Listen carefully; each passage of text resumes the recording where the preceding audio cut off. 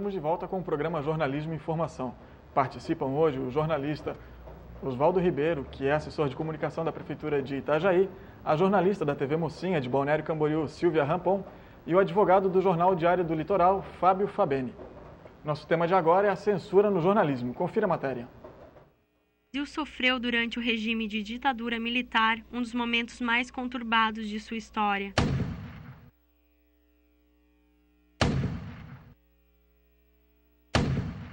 As marcas da censura prévia estão estampadas nos jornais da época. Obrigados a respeitar o que determinava o governo, os jornalistas publicavam apenas o que era de interesse militar.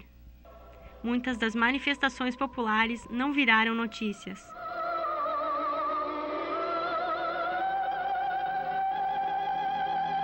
Os festivais de música do final da década de 60 se transformaram em palco para protestos. Não ao não! E eu digo, proibido, proíbe, fora do tom, sem melodia, como é Júlio. Não acertaram, qualificaram a melodia de Gilberto Gil, ficaram por fora. Os militares se foram, mas será que a censura acabou? Oswaldo, como acontecia a censura na época da ditadura militar? Olha, eu não sou daquela época, né? Não tenho essa idade, mas eu estava comentando com ela agora que na época da faculdade a gente estudou muito, né, sobre o assunto e acompanhou muito porque é um divisor de águas assim da democracia brasileira, né? Por 24 anos que a ditadura permaneceu, a gente não teve liberdade de expressão, né? Nem na imprensa, nem nos movimentos sociais, nem nos movimentos culturais, não tinha, né? Então eu acho muito bacana esse período para que a gente entenda o Brasil. E se tratando de jornalismo, tiveram coisas assim, que o Zuenir Ventura conta bastante no 68, que coloca artimanhas assim, do jornalista, como, por exemplo, a publicação de poemas em momentos, em textos em que não podiam ser publicados. Receita de bolo. Receita de bolo, enfim, né?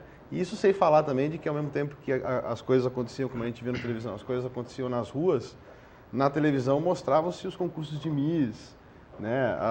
Tinha um programa de etiqueta que ficou muito famoso na época, em que se entrava, era uma hora daquele. Então, assim, o jornalista, ele teve que trabalhar, teve que ser criativo pra caramba para mostrar para o público que existia censura e não deixar também de, em algum momento, colocar aquela situação, né? Mas qual é a principal diferença do jornalismo brasileiro dos outros países latino-americanos em relação à censura, Silvia? Eu acredito que no Brasil, na verdade, talvez tenha sido um pouco mais... Aqui o brasileiro, por si só, é mais autoritário, na minha opinião.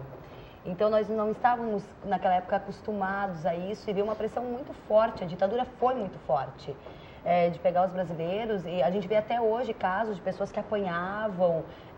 E o brasileiro, por si só, por não ter essa experiência de tipo de guerra e de não saber, na verdade, trabalhar com esse tipo de movimento tão forte, acabou levando um baque muito forte.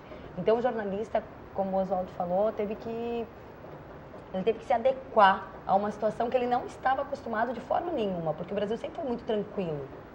E, de repente, assim, ele teve que parar de fazer tudo que ele fazia. O brasileiro, por si só, ele sempre foi muito independente. Hoje em dia, tu pode ver pelo nosso jornalismo atual. Tudo bem que a gente tem censura, mas nós temos personalidades muito fortes. O brasileiro, por si só, tem opiniões muito fortes. E quando alguém vem e diz para você calar a boca, é difícil. Então, eu acredito que talvez o jornalista de fora tenha sido mais preparado para uma censura. Como a gente estava falando antes do programa com o Dr. Fábio, que eu não posso escrever no jornal o estelionatário fulano de tal. Ele pode ser um estelionatário, julgado como estelionatário, mas ele não pode ser citado como estelionatário, né? Porque aí o veículo corre o risco de ser censurado e questionado. E aí, pegando esse gancho aí da América Latina que você falou, o Brasil passou por isso, a Argentina, o Chile e outros também passaram por isso. Só que a diferença entre os países nossos vizinhos e o Brasil é que a formação política deles é muito diferente da nossa. É muito mais forte. É muito mais forte, muito mais... E aí, a ditadura como houve aqui, houve lá também, né? Tem documentários e modelos que mostram na Argentina também coisas absurdas.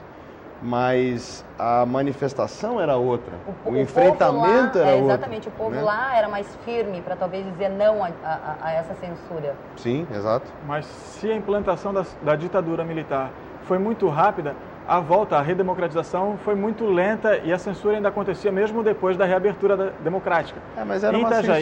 Itajaí mesmo nós tivemos casos, né? O próprio jornal Diário do Litoral sofreu casos de censura muito depois da chamada reabertura da democracia. Você tem alguma informação de como aconteceu, principalmente esses casos de censura ao Diário do Litoral, Fábio?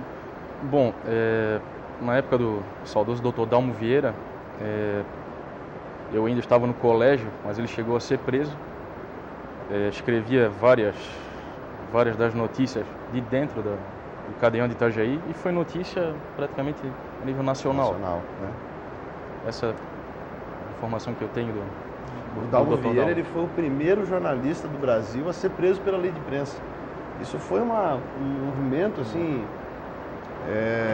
nível nacional, da Folha, e, enfim, que achou isso um absurdo. Um fato que foi um fato isolado e até cômico, né, para a época, que rendeu a ele a prisão justamente pela questão jurídica da lei de imprensa, né? Baseou-se na lei de imprensa para que ele fosse preso. Vocês já sofreram casos de censura, principalmente para a Silvia e para o Oswaldo, que trabalham na área?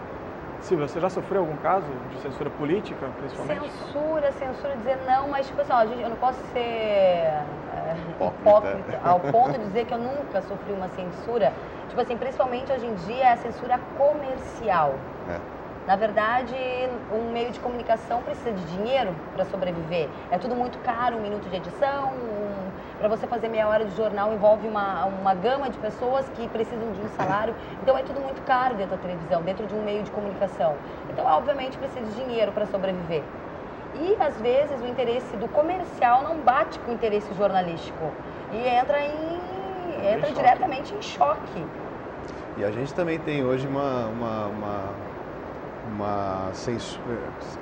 censura comercial, ela é mais forte. E também a censura política baseada em muitas vezes na comercial também. Então a gente vive hoje não tão radical como era, mas ainda vive meio que pisando em ovos. Existe sim uma censura comercial, principalmente.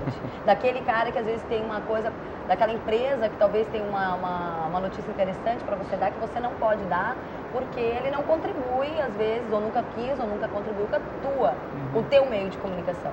Vamos fazer o seguinte, nós vamos para um rápido intervalo e já voltamos para conversar mais um pouquinho sobre censura. Não saia daí, o programa Jornalismo e Informação volta já.